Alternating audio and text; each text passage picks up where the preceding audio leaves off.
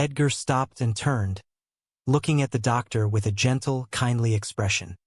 Cynthia is a dear girl, a very nice woman indeed. Please, tell her not to worry. I am perfectly safe. She is concerned about the items you collect, Dr. Sinclair explained. And about your apartment. She is worried it might be a hazard. See? A simple solution, Edgar said with a bright smile. Tell her not to worry, and the problem is solved. Thanks for coming, doctor. It has been a pleasure meeting you.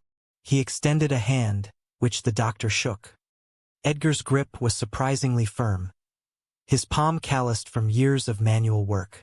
But I really must get on with my work. Your work? Dr. Sinclair asked, his professional curiosity piqued. What kind of work is that, Mr. Witherspoon? Edgar chuckled, a warm, bubbling sound. I bet you would like to know what it is. Wouldn't you? Yes, I would, the doctor admitted.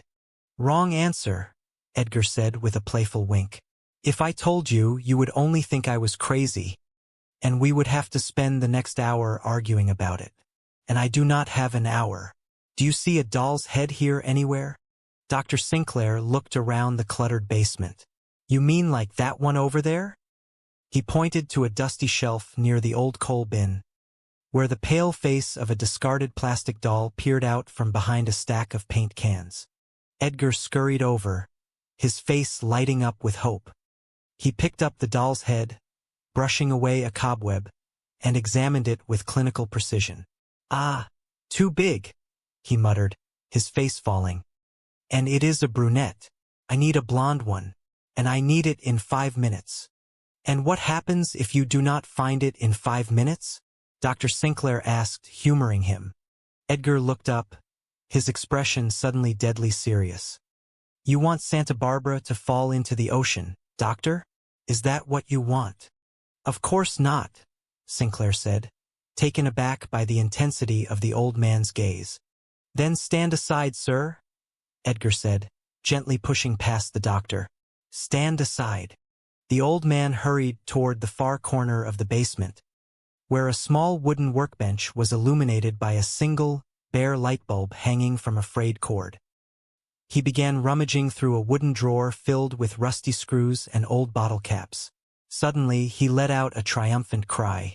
Woo-hoo! Just in the nick of time. Edgar held up a small, faded plastic doll's head with tangled, yellow nylon hair. It was battered and missing one blue glass eye, but to Edgar, it was clearly a masterpiece. He immediately hurried to a strange, complex structure of wires and metal rods that was attached to the building's main water line. With delicate, trembling fingers, he placed the doll's head onto a tiny metal hook near a spinning copper wheel. Instantly, the faint, high-pitched vibration in the water pipes seemed to quiet down. The basement felt subtly calmer, the air less heavy. No time to lose, Edgar muttered, wiping a bead of sweat from his forehead. He turned to Dr. Sinclair and offered a polite, apologetic bow. Mr. Witherspoon is my name, yes, and I am sorry if I was rude earlier. Doctor, you have come all this way to see me, and I should have been more hospitable. May I come in? Dr. Sinclair asked, gesturing toward the stairs leading up to the apartments. Perhaps we could sit down in your home and talk for a few minutes? And it was so nice, a pleasure meeting you, Edgar said, politely but firmly steering the doctor back toward the basement stairs. Tell my niece hello. Now, if you will excuse me, I have got to stop the shaking in Santa Barbara. It is a very delicate process, you see. On your way out, could you dump this? He handed Dr. Sinclair a small, empty tin of sardines. Before the doctor could reply, Edgar turned back to his workbench, his entire attention absorbed by a ticking clock mechanism. Dr. Sinclair stood on the stairs for a moment, holding the empty sardine tin. He looked at the old man, who was now humming a cheerful tune, completely lost in his work. With a heavy sigh, the doctor turned and walked up the stairs into the bright afternoon light. The following morning, Dr. Sinclair sat in his office, reviewing his notes from the previous day. The intercom on his desk buzzed, and the voice of his secretary, Miss Walker, came through.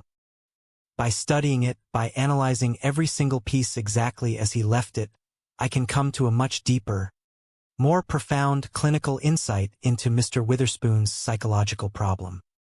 He is a loony, Mrs. Milligan said flatly, crossing her arms. What else do you need to know? I cannot rent this apartment out with all this garbage in it. All right, Dr. Sinclair said quickly. I will rent it. You? Mrs. Milligan asked, her eyebrows rising.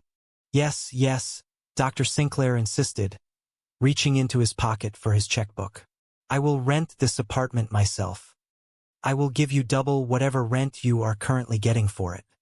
I will be up to your apartment later this afternoon with the check.